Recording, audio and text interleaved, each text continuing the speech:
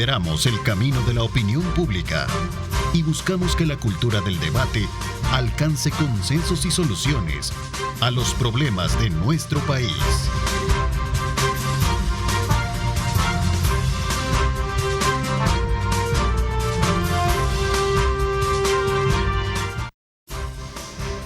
¿Qué tal? Muy buenos días, El Salvador, ¿cómo están? Qué placer enorme saludarles a esta hora de la mañana, como siempre, agradeciendo esa fiel sintonía que nos prestan desde muy tempranas horas de la mañana y particularmente para informarse con nuestro noticiero.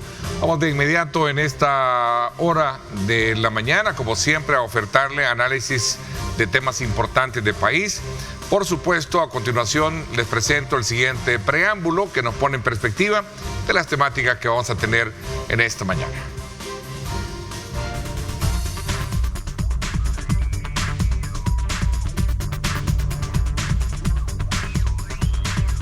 El año 2024 ha sido notablemente cálido para El Salvador, con excepción de los meses de junio y febrero.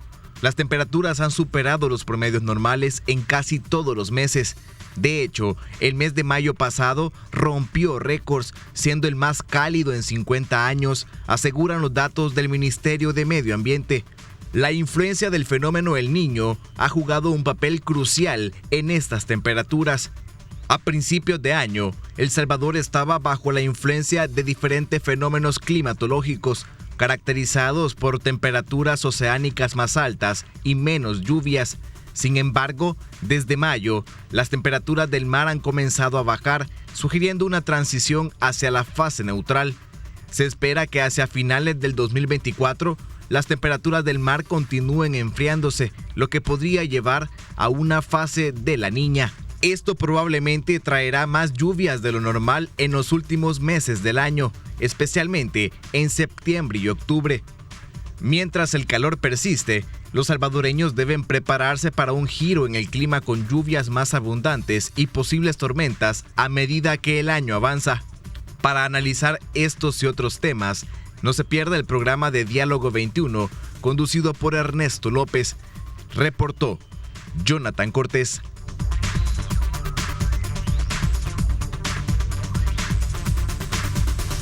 Bueno, gracias Jonathan por esa información y por esos datos importantes de cómo ha estado afectando la parte climática del país y cuáles son las perspectivas, sobre todo, que se puede tener de cara a lo que resta de este invierno.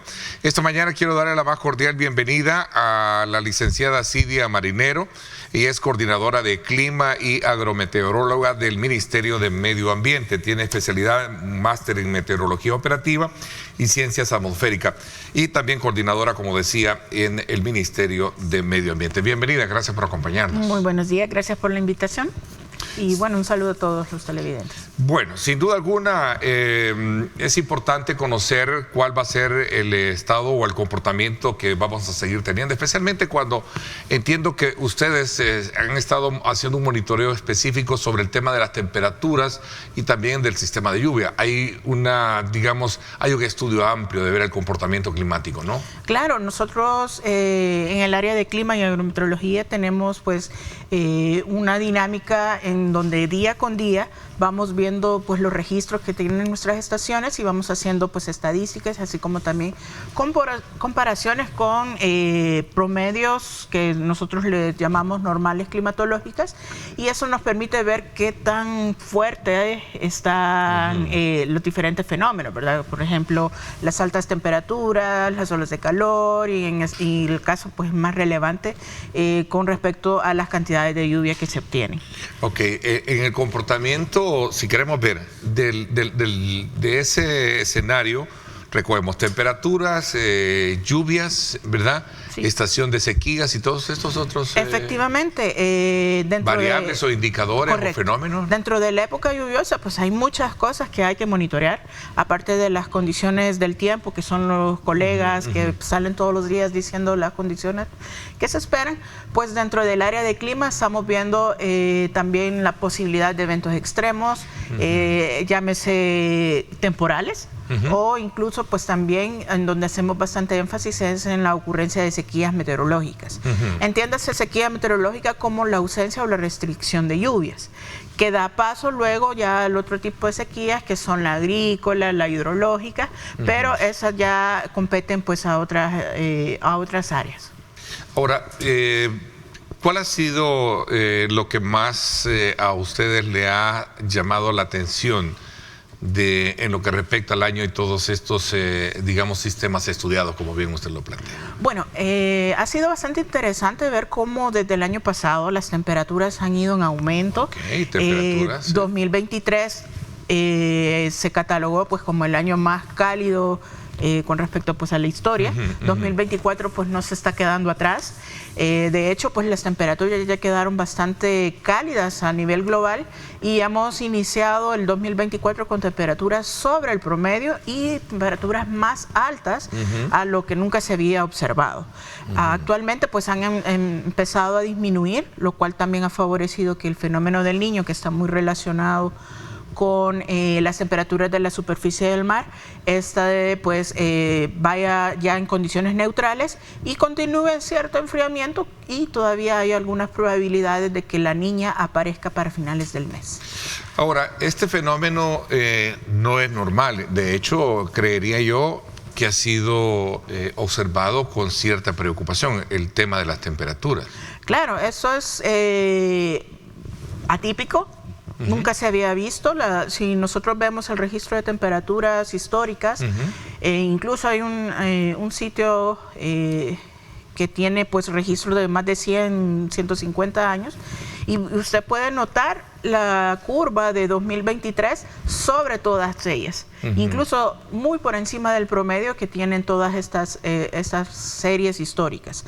Esto pues parte del cambio climático, cambios en microclimas también, porque incluso eso también estamos observando en nuestro país, que en las zonas que suelen, o que en la mentalidad de todos salvadoreños suelen ser las más frescas, como es la parte norte, la zona montañosa en la parte norte del país, es en donde se está viendo mayor impacto, o se vio mayor impacto a inicio del año con olas de calor. ¿Qué dicen qué nos dicen estas gráficas? Bueno, la que está ahorita en pantalla nos muestra el comportamiento de la temperatura mínima a escala nacional, es decir, el promedio nacional. En la línea naranja tenemos el promedio normal, que es el promedio de una serie de 30 años, en donde se usa como referencia. Todos los países del mundo pues utilizamos la serie del 91 a 2020 para poder comparar. Vemos que este es el caso de temperatura mínima, es decir, la temperatura de horas de la noche, y vemos que prácticamente todos los meses se ha superado el promedio, a excepción de febrero, que fue cuando tuvimos mayor influencia de algunos vientos nortes y frentes fríos, que permitió un ligero descenso, pero sí podemos observar que de 17.4 pues se pasó a 17.6, ¿verdad? Perdón, de 17.6, que es el promedio, se registraron 17.4. Entonces vemos, se evidencia de esta forma que las temperaturas pues han estado muy por encima del promedio en nuestro país. Ahora, hay un origen detrás de todo esto que ha sido a lo largo de la historia última motivo de mucha, no solo preocupación, sino de mucho estudio, conociendo de todos aquellos indicadores y acuerdos mundiales que podían crear ciertos convenios para evitar que este sobrecalentamiento vaya afectando, obviamente, el medio ambiente, ¿no? Sí, claro, es importante pues tener en cuenta todos estos acuerdos que se tienen, poder hacer todo lo posible en los acuerdos que se toman, debido pues a que sí se está evidenciando este aumento en las temperaturas y puede tener pues fuertes impactos aquí a largo plazo. Y de hecho pues ya estamos observando algunos de ellos en estos cambios en nuestros ecosistemas, en nuestro país. A ver, porque es común encontrar o el decir a lo popular, ¿verdad? Tenemos un calor insoportable, ¿no? y este día sí que ha sido tremendo. Eso es parte de lo que realmente ya se traduce en un objetivo de estudio clave. Entiendo, y según el dato que tengo acá, tenemos al mes de mayo, si no me equivoco, corríjame, leía, o no sé si era el mes de... Sí, mayo, que presentó una... Y lo califican así en ese término, lo voy a traducir textualmente, una anomalía respecto a la normal temperatura. ¿Sí? Sí. ¿Cómo entender, cómo comprender ese esta serie normal o promedio nos indica pues la temperatura esperada, alrededor de más o menos la temperatura puntual en la que debe estar viéndose las temperaturas durante cada mes. Es diferente, ¿verdad? Entonces, esta afirmación significa que la diferencia que hubo entre este promedio normal y la temperatura promedio que se registró ha sido positiva. 1.8 arriba de lo que en mayo suele ser. Wow. Y entiendo, y confírmeme esta situación. ¿Es esto histórico desde el punto de vista de los últimos 50 años, como lo escuché decir por ahí? Correcto. Esta anomalía de 1.8 supera la temperatura y muestra la temperatura más alta de los últimos 54 años de registro que tenemos. Yo creo que es importante, más allá de lo que sin duda alguna es innegable de cómo ustedes están preparados para estudiar estos fenómenos, ver qué es lo que se puede cambiar, qué se puede hacer para ir de alguna manera mitigando o paliando esta situación. Porque el tema del cambio climático, insisto, a veces surge como un estandarte de argumento para aquellos convenios, para aquellas firmas. Está Kioto, están todos estos otros cumbres, donde sin duda alguna la gran pregunta es que qué estamos haciendo para hacerse, qué estamos haciendo para evitar el sobrecalentamiento global, por ejemplo. Vamos a hablar de esto cuando regresemos. Voy a una pausa. Son las 7:16. Gracias por estar con nosotros.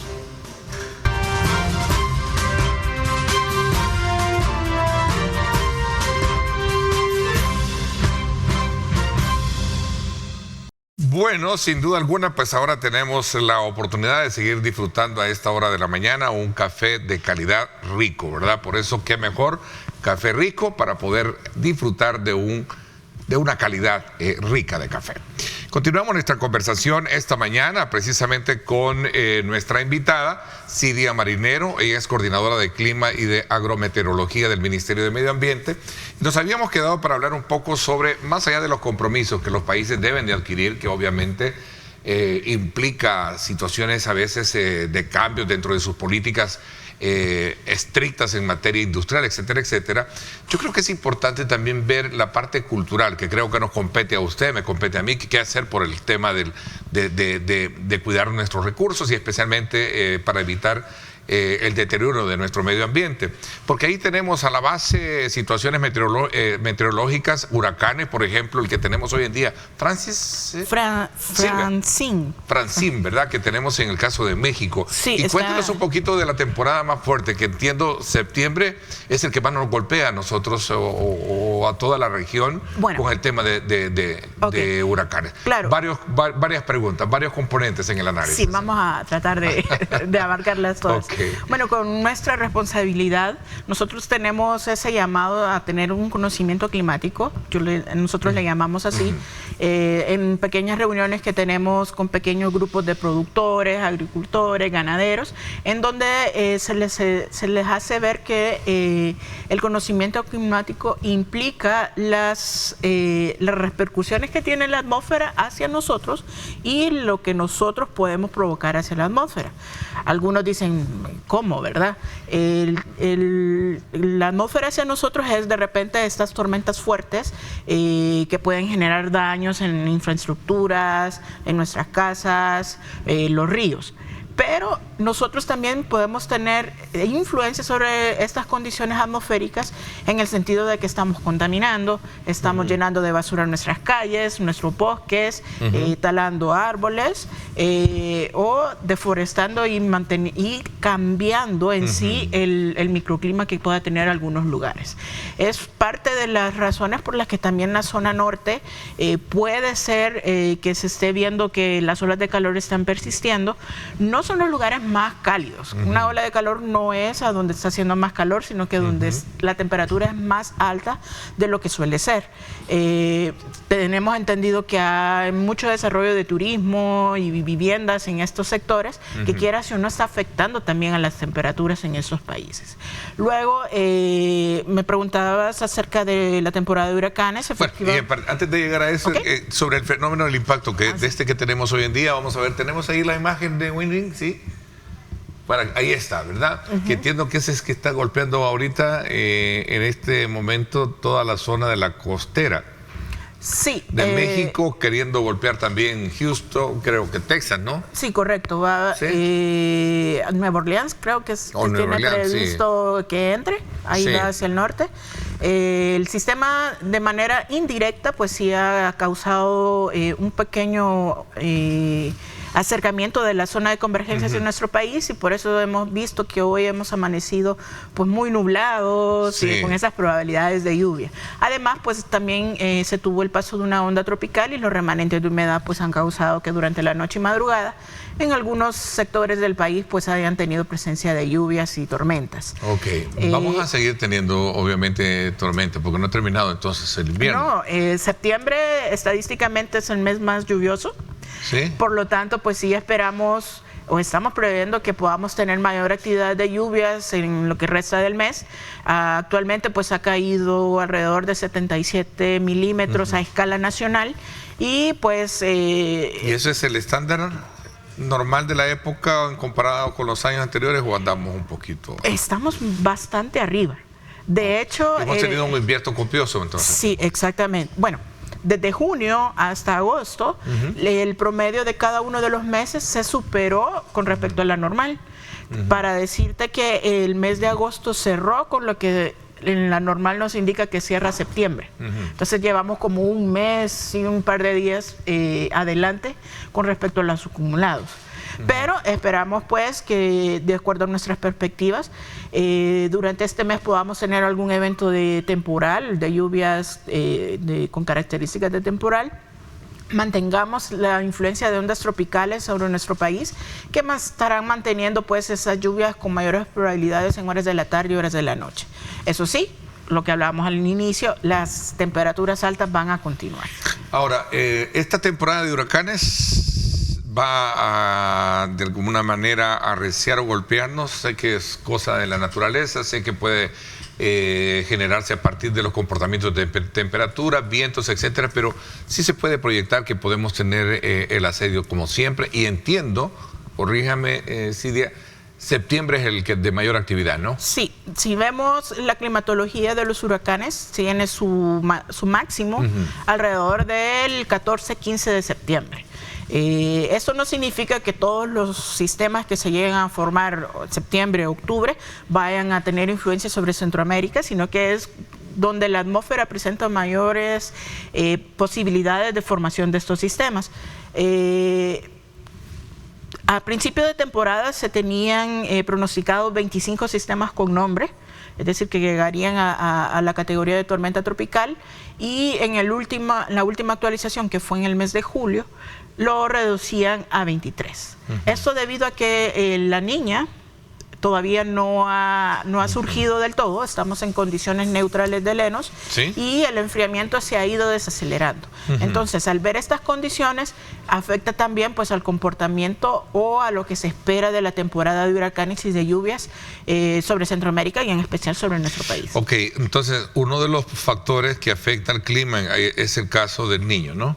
El fenómeno del Niño. Sí, climáticamente es el forzante o la parte que nosotros mayor atención prestamos, porque es, de acuerdo a los estudios, es el que tiene mayor correlación con respecto al comportamiento atmosférico en Centroamérica.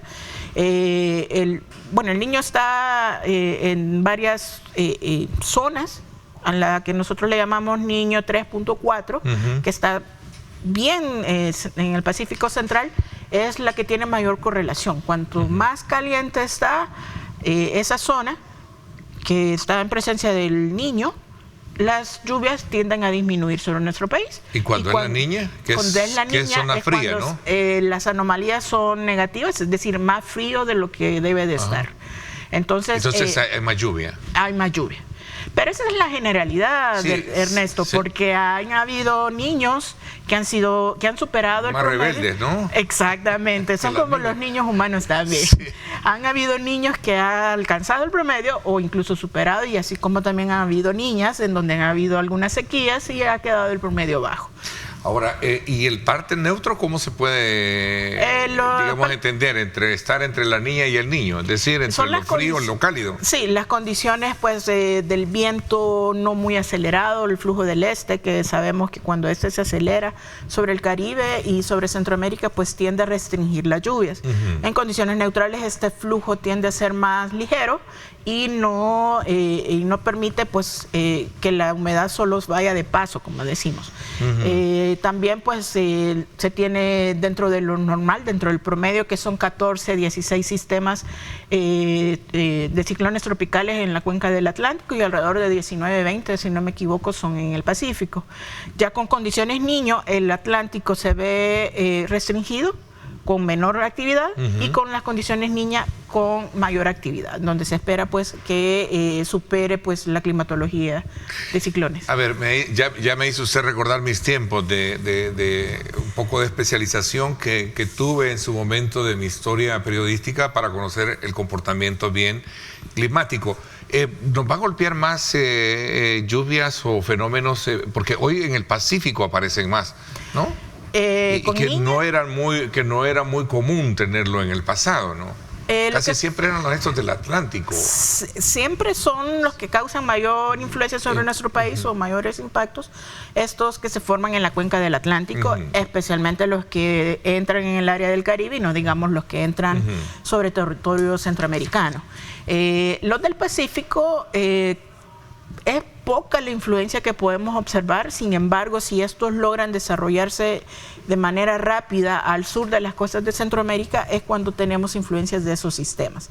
Generalmente siempre se han visto la génesis o las áreas inestables con probabilidades de ciclogénesis al sur de Costa Rica, de Nicaragua o incluso de nuestro país, y a medida pues el viento alisio mueve estos sistemas, es cuando ya se desarrollan o se fortalecen al sur de México. Es por eso que nosotros no los vemos de una manera directa y que tienen menor frecuencia en la influencia sobre las condiciones de nuestro país.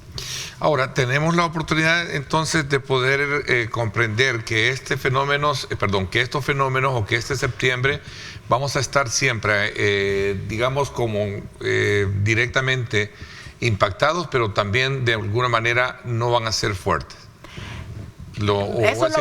Eso lo vamos a ir viendo según el comportamiento. Día a día, porque eso ya es tiempo.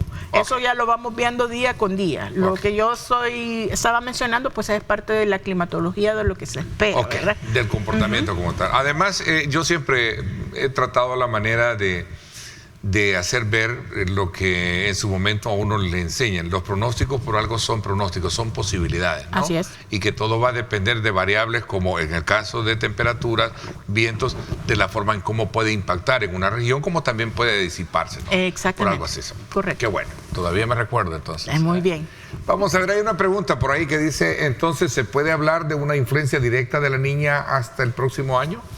Bueno, de acuerdo a los pronósticos, el enfriamiento continúa, se ha desacelerado, se está viendo bastante lento el enfriamiento sobre el Pacífico, y hay una probabilidad que alrededor de noviembre, diciembre, enero, porque se manejan 3 meses móviles, del 74% de que la niña se haga presente. Vemos que no llegamos al 100% todavía, y de desarrollarse, pues sí estaría siendo para finales de este año o probablemente para inicios del próximo. Sin embargo, los pronósticos van cambiando y van viendo cierta tendencia a mantener las condiciones neutrales, pero entrando ya a anomalías negativas que no alcanzan el umbral, y esto pues siempre significa para nosotros esas probabilidades de lluvia. ¿Para cuándo estaríamos prácticamente terminando toda esta estación? La estación lluvias. Sí, de lluvias. De acuerdo a las perspectivas que nosotros hemos elaborado, pues esperamos que tengan un ligero atraso y pueda darse ya plenamente el establecimiento de la época seca para los primeros 10, 15 días del mes de noviembre.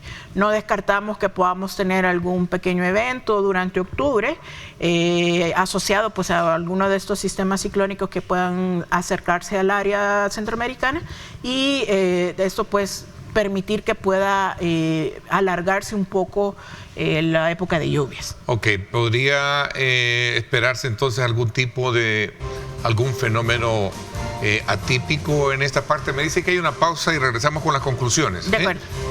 Nos vamos a la pausa, 7:31, regresamos con más.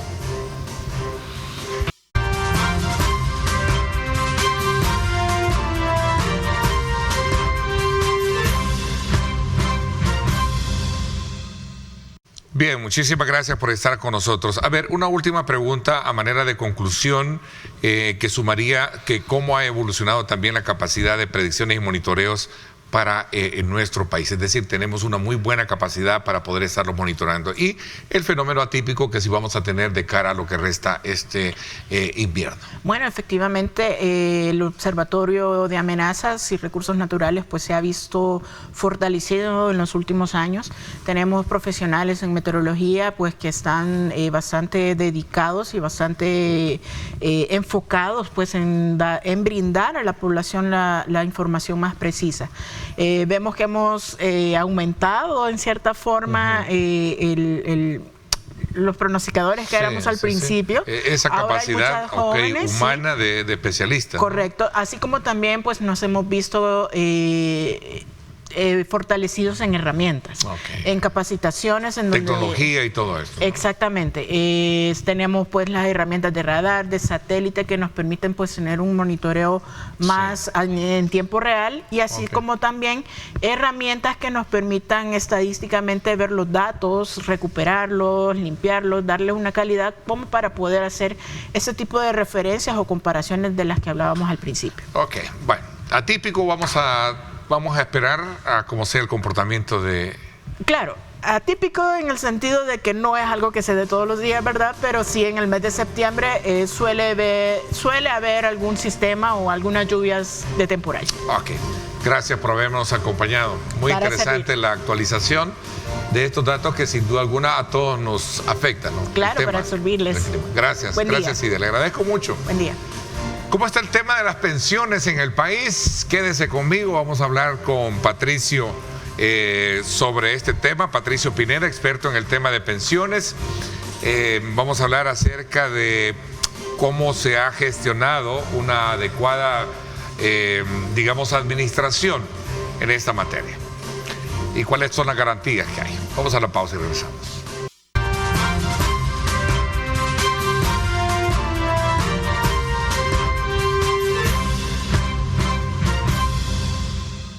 Bien, gracias nuevamente por estar con nosotros a esta hora de la mañana. Quiero darle la más cordial bienvenida a Patricio Pineda, el ex experto en tema de pensiones. Ha sido fundador también para la organización Por una Pensión Digna. Patricio, bienvenido, gracias por acompañarnos. Saludos, Neto, un gusto estar nuevamente por acá. Un saludo cordial también a la población que sintoniza este programa todos los días. Sabemos de tu experticia, de tu buen conocimiento en esta materia y quisiera, quizás antes de poder hablar sobre el estado de las pensiones, si nos puedes dar un preámbulo de cuál es la situación económica de país y todo ese mundo en temas de finanzas públicas que también representa el hecho de recoger insumos para poder engrosar todo ese universo o ese pastel de dinero que con el cual se sostienen, en este caso las pensiones, en nuestro país. Fíjate que si te has fijado en los últimos meses, un tema boom en redes sociales relacionado al sistema de pensiones es el tema de la deuda. Y hoy se suma, Neto, el hecho de la filtración que se dio. Un dato más que se saca de ese filtreo del listado de trabajadores. Correcto, ¿no? quiero tocarlo. Cotizantes. Quiero tocar eso en términos de hacer un comparativo. Fíjate que es bien curioso, más allá de que queramos tildar de eso de oficial o no oficial, lo cierto es que cuando revisas y haces la comparación de los datos, porque la última publicación de trabajadores activos, que eso impacta en el sistema de pensiones, publicado, valga la redundancia, por el Seguro Social, es creo que a marzo del año pasado. De ahí no se volvió a publicar nada. Los empleos estaban arriba del 1.000.000, los empleos activos, ¿sí? Entonces, vienes tú y hoy ves un listado de 974.000, lo que indica que hay una pérdida. Ahora, dentro de ese dato se toman también en consideración los pensionados, porque son los que aportan al ISS, pero también tenemos que recordar que de la última reforma del 2022 hacia acá, en el artículo 9 de la nueva ley, te dice que si tú estás pensionado pero continúas laborando, tenés que aportar el 16%, por lo tanto la persona es activa. Claro. Entonces, en base a estos elementos, hemos visto a la base de todo que hay una pérdida de empleos activos que afecta al sistema. Según este listado. Según este listado, sí. Que no es oficial, pero que tampoco ha sido desmentido. Sí. Eso es bien importante de Pero también hay algo importante, Neto. Casi 1.000.000. Sí, no, más de 1.000.000. Más de 1.000.000. El año pasado. Y hoy hay 974.000. Pero hay otro elemento importante. Fíjate cómo son las cosas. Y aquí se cumple aquel famoso dicho de salvadoreño atando cabos, ¿verdad? Ok, tenés ese listado que te dice que hay más de una veintena de miles de empleos que se han perdido. No se publica desde marzo en el Seguro Social y fíjate que el boletín previsional donde te aparecen los cotizantes activos, también en las mismas fechas, desde las mismas fechas, no se publica en la superintendencia. Entonces aquí hay algo que nos está diciendo lo siguiente. Nosotros como Mesa por una Pensión Digna, al hacer el estudio actuarial de la última reforma, constatamos algo importante en la famosa cuenta de garantía solidaria, que es un fondo colectivo, sí, del cual del 16% que te quitan a ti al mes, ¿verdad? 6% lo pones ahí, ¿sí? Entonces, en el año 1, ese monto de cotización a la cuenta de garantía solidaria se disparó por obvias razones. Aumentó la cotización un punto porcentual. Pero fíjate que en el año 2, de acuerdo a nuestro estudio actuarial, baja. ¿Y por qué baja? Porque nosotros ya hemos previsto la pérdida de empleo. Esa es una de las razones. Entonces, este elemento es importante.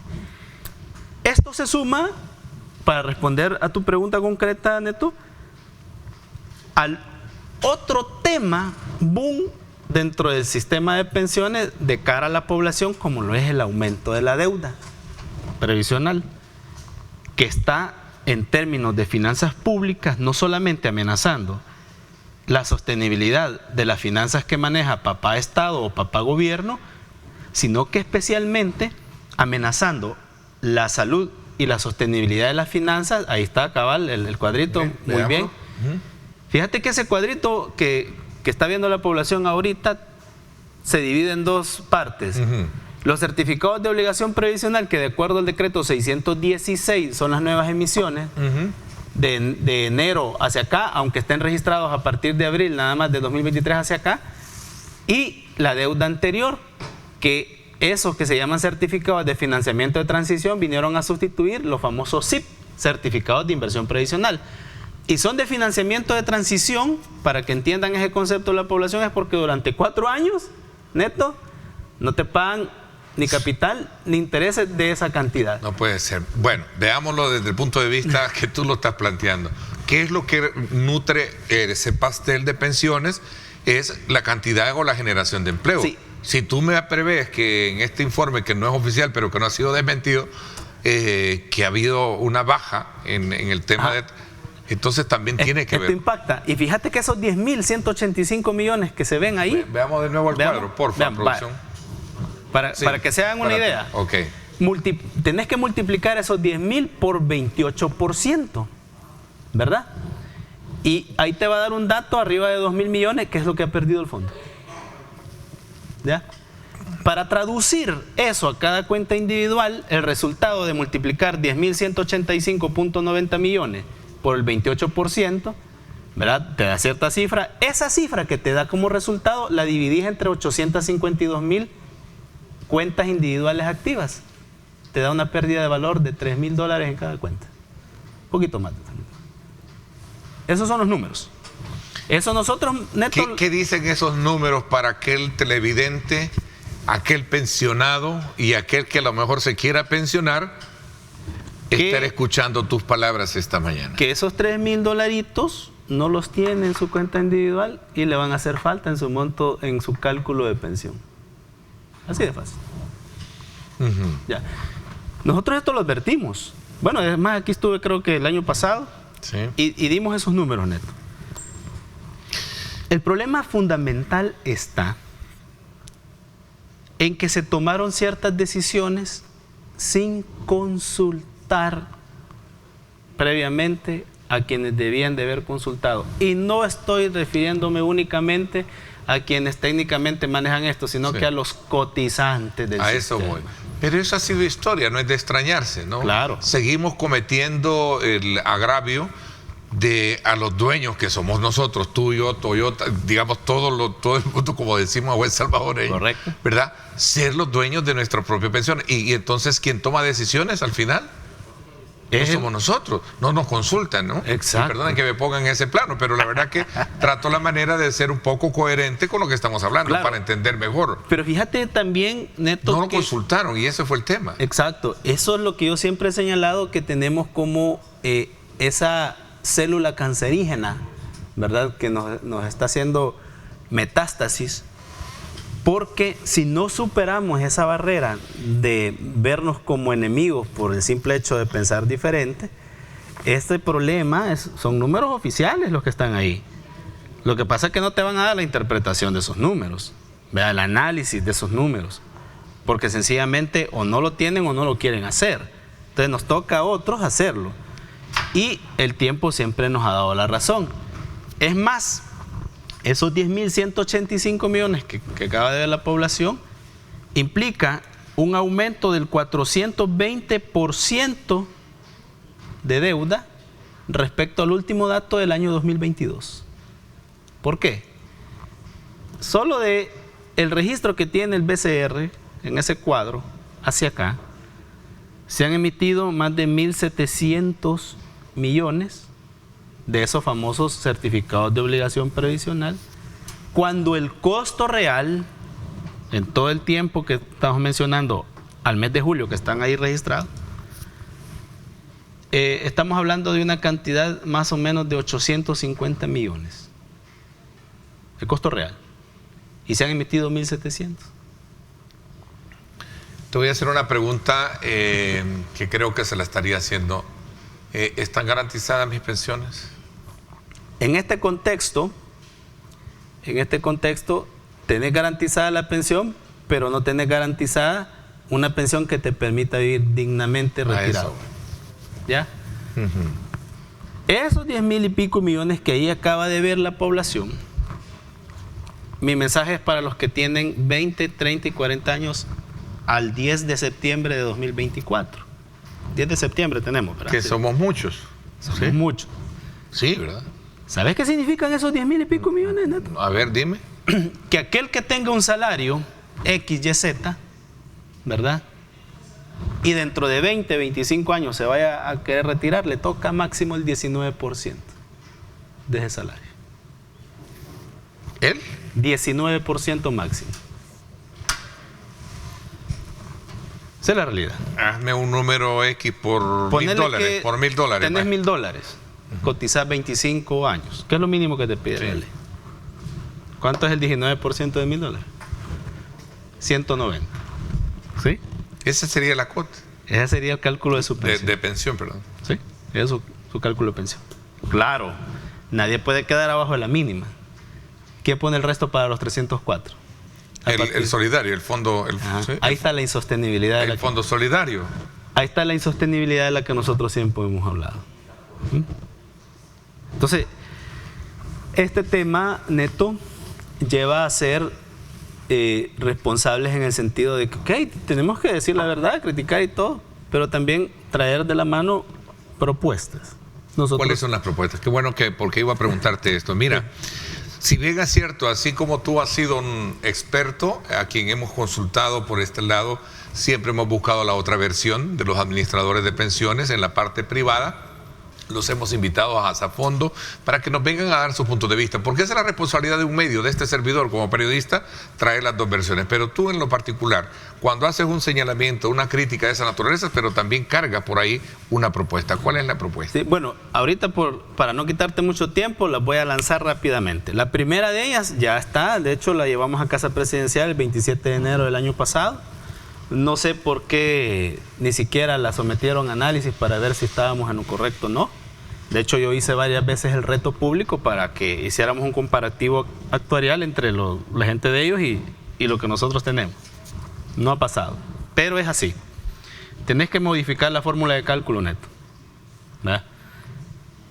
La fórmula de cálculo actual te dice, aquí hay ciudadanos de primera, segunda, tercera y cuarta categoría, ¿sí? Y eso violenta la Constitución en su artículo 2. Iguales ante la ley. No es así. Entonces tenés que modificarla. Y tenés que hacer ajustes. Ajustes, ojo con lo que voy a decir. Yo no soy político. Yo no vengo a decir lo que la gente quiere oír, sino que lo que debe también. Entonces, como nos han metido en este estrés financiero, esos ajustes netos se llaman paramétricas. Y las paramétricas van por dos vías generalmente. Una, edad, aumento de edad, y la otra, aumento de cotización. Tenemos que ir apuntando a eso, pero a ser responsables. ¿En qué sentido? Ok, vas a aumentarme la edad, vas a aumentarme la cotización, pero me mejoras la fórmula de cálculo. Y la fórmula de cálculo tiene que ser una fórmula actuarial basada en salario básico regulador, aunque existan legisladores actuales que eso no lo entienden y lo que hacen es salirse a burlar. ¿Verdad? No voy a mencionar nombres por respeto a este espacio, pero hubo una personita ahí que está en la Junta Directiva de la Asamblea Legislativa que dijo que yo estaba equivocado porque el salario básico regulador no existe, a juicio de esa persona, desde hace 26 años. ¿Y sabes qué dice el artículo 95 del decreto 614 aprobado en el 2022, Neto?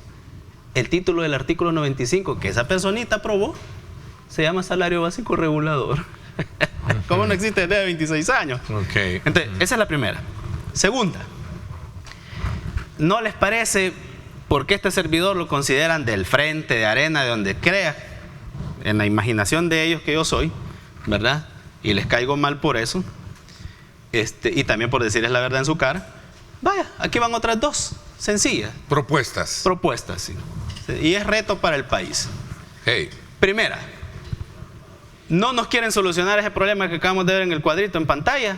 Bueno, me hacen accionistas a cada cotizante de las AFP y punto. ¿Qué ha pasado con la idea de crear un propio banco de pensiones? Esa es otra, de los trabajadores. Esa es otra, Neto. Y está en el artículo 46 de la Constitución, o sea que tenemos amparo legal. Porque pero serían eso, lo más correcto, pues si todos los fondos de pensiones basados en un banco hasta de préstamo servirían. ¿No? Pero eso, Neto, perdón, eso lo podés abordar al convertir en accionistas a los cotizantes. Claro, pues sí, ahí seríamos todos. ¿Ya?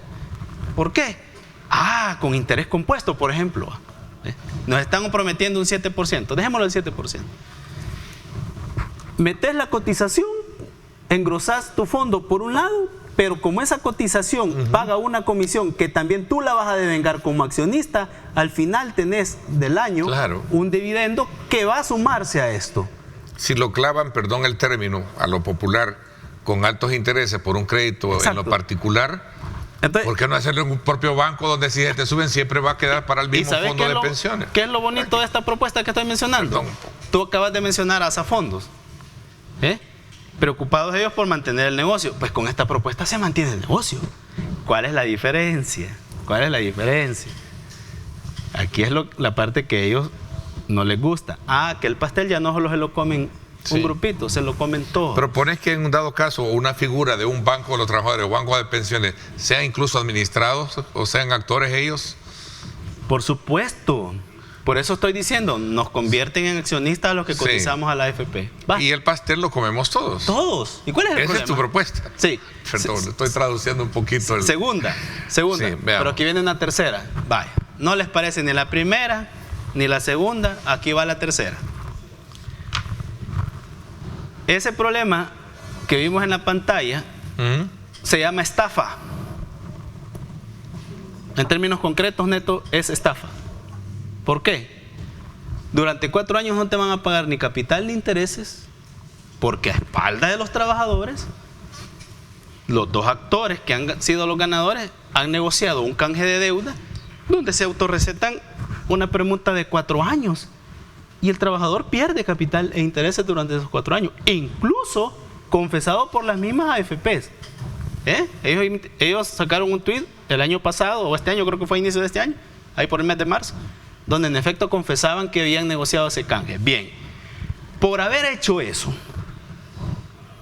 el reto que hago yo al país hoy, este día, y lo he hecho siempre, es: me quitan la obligatoriedad de cotizar al sistema. ¿Ya? Que hoy sea voluntario, soberanamente, como decisión individual de cada persona en este país, si va a cotizar o no. ¿Ya? Eso sí, me devuelven hasta el último 5 de lo que yo he aportado al momento de haber una reforma de ese nivel. Es lo justo. Pero sacarlo de ahí, del fondo, ¿a dónde lo meterías? La persona que decida dónde lo va a meter. Porque va a ser su soberana voluntad. Porque si vas a salir del fuego para las brasas. Si vas a salir del fuego para las brasas. Esa ya va a ser decisión de cada quien. Ajá, pues sí. ¿Me entendés? A ver, hay una pregunta, me dice producción. Vamos a ver, buena pregunta. Hola, buenos días. Entonces, ¿usted qué recomienda? Dice, ¿jubilarse o no? Yo estoy por tramitar mi jubilación, pero al ver esta situación no sé qué hacer. ¿Está garantizado el dinero de mi pensión? Pues ya observó Patricia. la persona.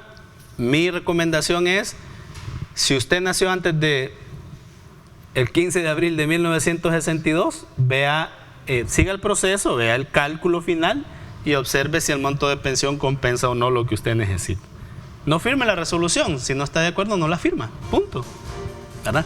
Pero la realidad es esta, Neto. Sí. Por lo tanto, antes de despedirnos, pues decirles, esto es un tema, Neto, que hay que ir y presionar en colectivo. Sí. Aprovechemos el 15 de septiembre y yo los convoco para que nos reunamos en el Parque Cuscatlán a las 8 de la mañana y como el aumento al salario mínimo del que se han hecho de los ojos pachos, ¿verdad?, que es necesario ya y por ley está establecido que deben de hacerlo, entre otros temas, podamos manifestarnos pacíficamente para que estos tomen en cuenta. Ha sido muy interesante escucharte, gracias Patricio, como siempre, conocer este lado que tú tienes para interpretar los números sobre el estado de las pensiones nuestras en el país.